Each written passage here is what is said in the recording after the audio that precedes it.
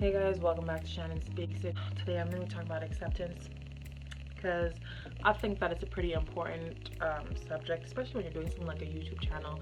I'm a really big fan of talking out your anxieties or talking out things that are like mental blockages for you in order so that you can get to the good stuff. You know, like anxiety, frustration, fear, disappointment. These things are like dirt. You know what I'm saying? Underneath these things, though, there's a lot of gold. If we can get past all of those emotions and our personalities and our minds and in a moment, then I feel like we can really get to the gold of that moment and be able to be present in that moment. As you can see today, I don't have on no lashes because I can't be bothered. All right, but I do have my black queen earrings on because I'm just feeling like a queen. All right, not queen, queen. But yeah, starting with like a YouTube channel, pretty interesting situation. There's a lot of different things to take into consideration, and to be really frank, it's like I want to be accepted, right? I want people to see this and be interested and watch and subscribe and, you know what I mean, keep coming back. But the reality is, even if you guys don't, does that make a difference if I'm doing what I'm supposed to be doing? And I mean, like, part of that is yes, like, part of that is definitely, if no one watches, it's not really a success. If I want people to hear what I have to say, people have to be there to listen. But to another sense, it's like, I think we we confused acceptance with acceptance from everybody. It's not the same. I tell my friend all the time, you know, I said, like, your tribe will find you. Whoever this is for, it will find. You understand what I'm saying? And I tell her all the time, like, don't worry about who shows up. Be concerned that the right people show up. You don't want everybody. We don't always need everybody. You don't need 10,000 friends. My mom would always tell me growing up, if I have one friend, one good friend, I have a lot. And I do believe that, you know, we need community. We need a tribe. You don't need that many. You just need what is for you.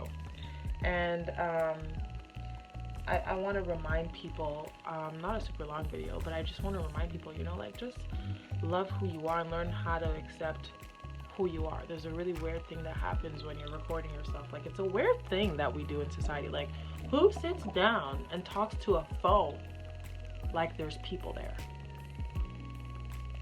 Are you okay? I don't know.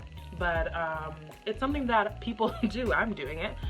And it's this weird thing where, like, you're looking at yourself and you're seeing yourself through the lens of a camera, and you're interpreting everything that you're saying through the perspective of somebody else.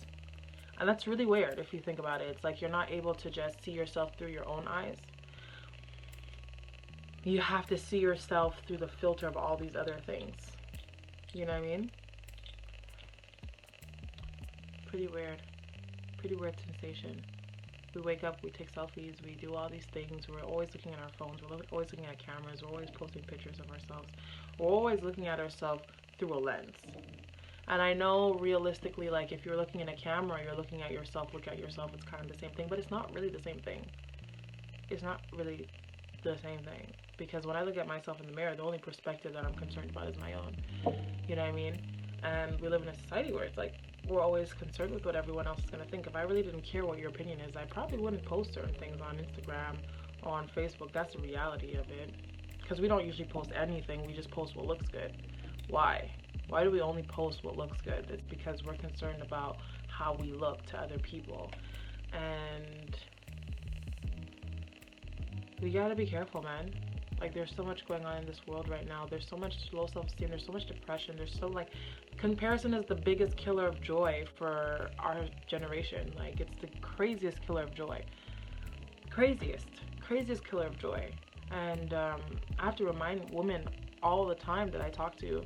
I'm a youth pastor. I tell them all the time, like, dog, stop it. Like, turn off your phone, get off of Instagram, stop looking at these things. It's killing your joy. It's killing your joy. Looking at what the standard is, and what is your standard? What do you want to look like? You don't even know what you want to look like if you don't know what other people want people to look like right now. You know what I'm saying? It's like twisted. It's weird. And like, yes, a degree of it is okay, but to the extent that we're living it right now. Like, everybody wants a big butt, everybody wants a small waist. It doesn't make sense. It's just like, we can't be normal. We can't just be who we are. It's not enough. We have to work on this, we have to work on that. We need a summer body. What if you're not meant to have a summer body?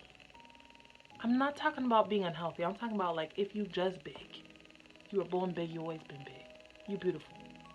Just, who cares? You know, like, what's the obsession? And don't get me wrong, I like looking good. I think I have a beautiful body. I spent, like, so long, though, always like, I need to lose weight. Like, shut up. You look fine.